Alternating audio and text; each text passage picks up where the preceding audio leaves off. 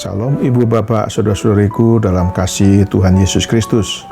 Harapan dan doa saya, Bapak Ibu Saudara-saudariku dalam keadaan baik-baik dan sehat-sehat saja.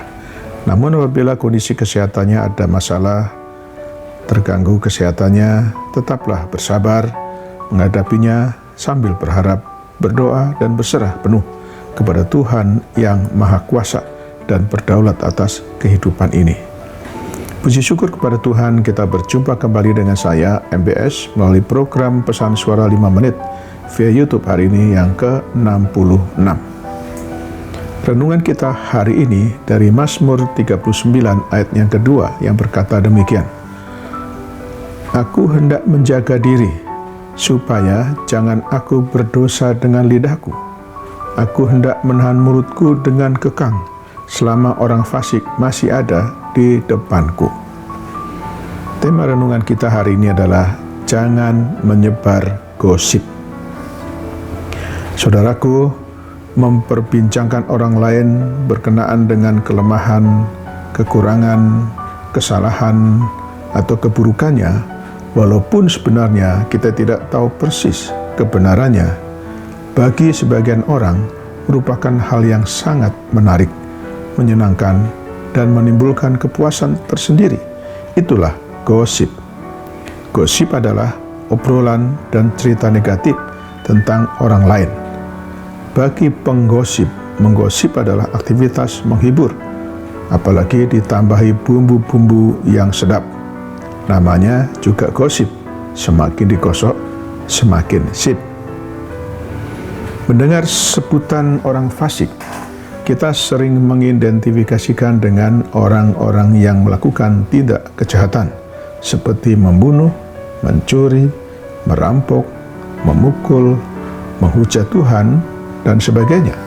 Ketahuilah bahwa orang yang memfitnah, orang yang suka memfitnah, suka bergosip, bocor mulut, menghakimi sesama adalah termasuk juga orang fasik.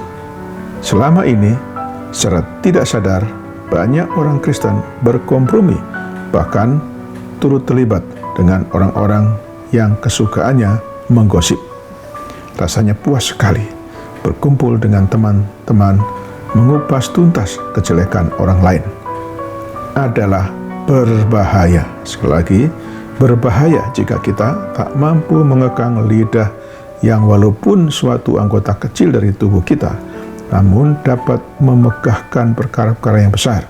Ia adalah sesuatu yang buas, yang tak terkuasai, dan penuh racun yang mematikan. Kalau mata kita melihat sendiri dan telinga kita mendengar langsung, janganlah sekali-kali menyebarkan fitnah atau menyebarkan berita yang belum tentu kebenarannya. Tidak seharusnya menyebarkan berita yang bukan urusan kita. Tugas orang Kristen memberitakan Injil, memberitakan firman Tuhan, dan bersaksi tentang Kristus, bukan bergosip. Jangan mau diperalat iblis menjadi penyambung lidah untuk perkara-perkara yang tidak benar. Pemazmur berkata dalam Mazmur 34 ayat 14 demikian, jagalah lidahmu terhadap orang jahat dan bibirmu terhadap ucapan-ucapan yang menipu. Sebagai ayat penutup, saya bacakan dari 1 Petrus 4 ayat yang ke-11 yang berkata demikian. Jika ada orang yang berbicara, baiklah, ia berbicara sebagai orang yang menyampaikan firman Tuhan. Demikianlah renungan kita hari ini. Selamat beraktivitas dengan iman dan imun yang teguh. Tuhan Yesus Kristus menyertai dan memberkati kita. Mari kita berdoa. Bapa di surga, kami bersyukur untuk firman-Mu hari ini.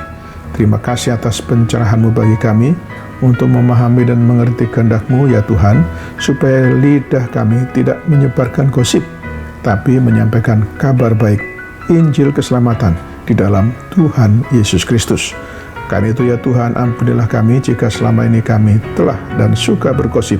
Tuntun dan bimbinglah kami selalu, agar kami selalu menyenangkan hati-Mu ya Tuhan. Kami berdoa bagi yang sakit, kiranya Tuhan berkenan menjamah dan menyembuhkannya. Kami berdoa bagi yang bergumul dengan berbagai masalah kehidupan. Kiranya Tuhan tolong dan memberikan mereka jalan keluar. Berkatilah seluruh aktivitas kami hari ini ya Tuhan. Dalam nama Tuhan Yesus Kristus yang telah mengajarkan kami berdoa. Bapa kami yang di surga, dikuduskanlah namamu.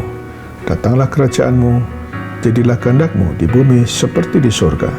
Berikanlah kami pada hari ini makanan kami yang secukupnya, dan ampunilah kami akan kesalahan kami, seperti kami juga mengampuni orang yang bersalah kepada kami.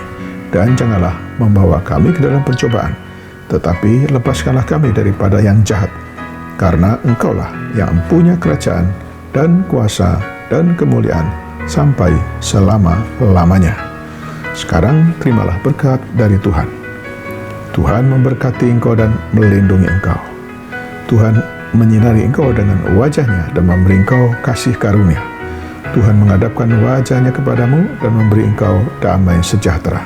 Berkat anugerah dari Bapa Surgawi, cinta kasih karunia Tuhan Yesus Kristus, dalam persekutuan dan penghiburan dari Roh Kudus, menyertai kita semua dari saat ini sampai selama-lamanya. Amin. Sampai jumpa.